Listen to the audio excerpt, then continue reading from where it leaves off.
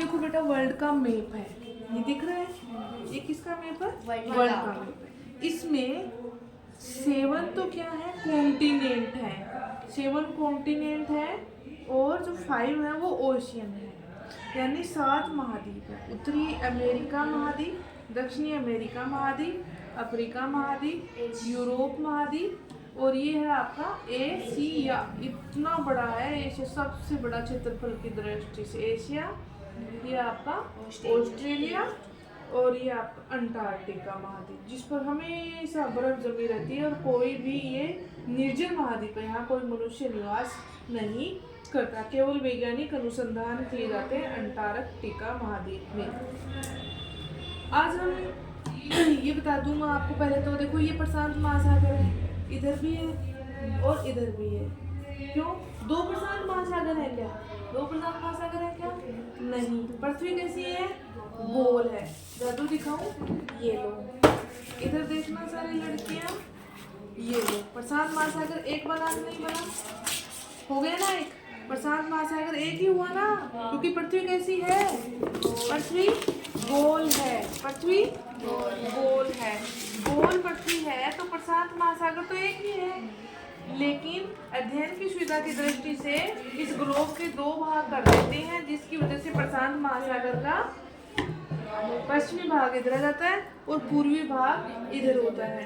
तो ये आपको लग रहा होगा कि पूर्व दिशा में है इसलिए पूर्वी प्रशांत महासागर है, लेकिन ऐसा नहीं है। ये पश्चिमी प्रशांत महासागर है, ये पूर्वी प्रशांत महासागर है। ठीक है बेटा। उष्णकटिबंधीय चक्रवात कहाँ उत्पन्न होते हैं? महासागरों में और उष्णकटिबंधीय क्षेत्र में।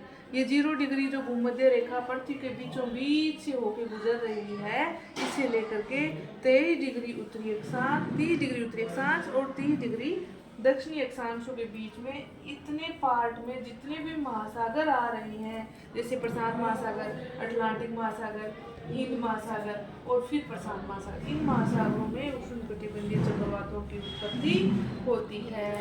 अच्छा, दूसरी बात, अभी आज ही नया समाचार आया है कि जो सारा नाम का उष्णकटिबंधीय चक्रवात है वो मध्य अमेरिका और होंडुरास, कौन से देश को?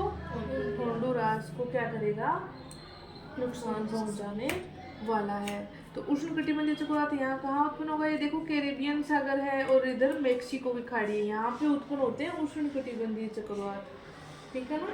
तो ये इस मध्य अमेरिका के देशों को नुकसान पहुंचाने वाला है। मध्य अमेरिका में कितने देश हैं? 7 देश हैं। देखो इधर ग्वाटेमाला, होंडुरास, बेलीजे, निकारागुआ, इसकी राजधानी है मानागुआ, कोस्टारिका की राजधानी है सैन जोस, और ये है पनामा। टोटल ये कितने देश हो गए? 7 कंट्री हो गई मध्य अमेरिका में। तो यहाँ पे वो सारा नाम का जो आज न्यूज़पेपर में आया ना, सारा नाम का उष्णकटिबंधीय चक्रवात, वो यहाँ इस क्षेत्र को प्रभावित करने वाला है। ये बात समझ में आई आपके? तो आपको ये समझ में आया ना कि प्रशांत महासागर 2 नहीं है, एक ही है, क्योंकि पृथ्वी गोल है, गोल पृथ्वी है, और ये पश्चिमी प्रशांत महासागर है और ये पूर्वी प्रशांत महासागर है। क्यों है ये पूर्वी? क्योंकि ये पहले आता है और वो बाद में। कैसे?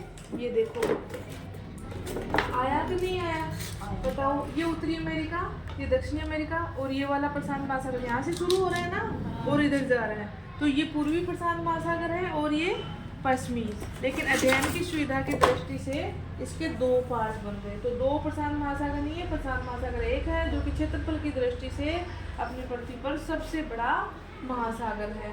अटलांटिक महासागर एस के आकार का महासागर है, दिख रहा है ना, एस के आकार का ऐसे, और एम के आकार का, क्या है एम के आकार का? हिंद महासागर है।